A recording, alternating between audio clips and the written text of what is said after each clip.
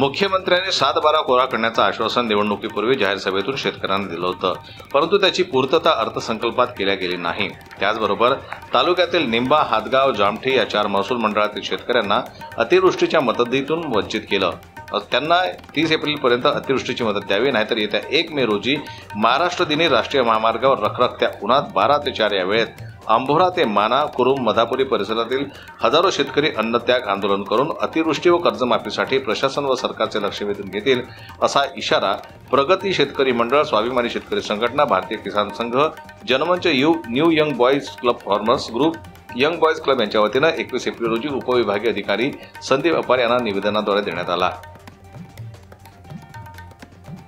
निसर्गाची अवकृपा, पिकाचे कमी उत्पादन, हमी भावापेक्षा मिळालेला कमी बाजार भाव, वाढलेला उत्पादन खर्च यामुळे शेती तोट्यात येऊन परिणामी शेतकरी कर्जबाजारी झाला। वेळेत कर्ज न भरल्यामुळे थकबाकीचं प्रमाणही वाढलं, त्यामुळे शेतकऱ्यांचा जीव गुदमरत आहे, अशी भावना निवेदन देतेवेळी उपस्थित शेतकऱ्यांनी व्यक्त केल्या।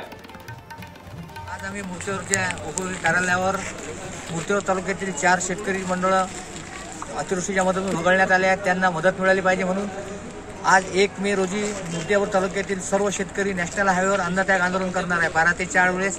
याचं आम्ही निवेदन द्यासाठी आज कार्यालयावर आलो होतो।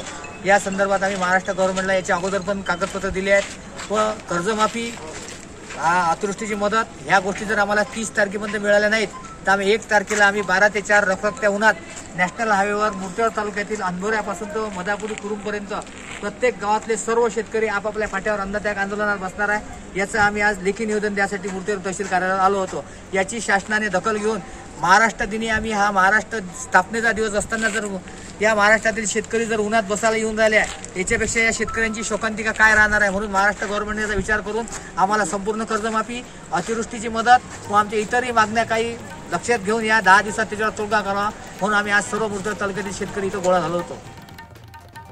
निवेदनाच्या प्रती माननीय आमदार हरिजी पिंपळे, जिल्हाधिकारी अकोला, तहसीलदार ठाणेदार यांना देण्यात आल्या।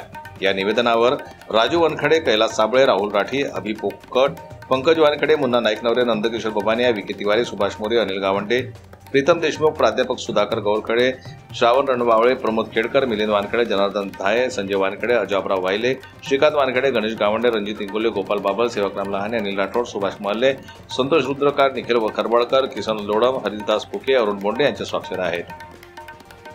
संजय उमक, जनमत लाईव्ह न्यूज, अकोला।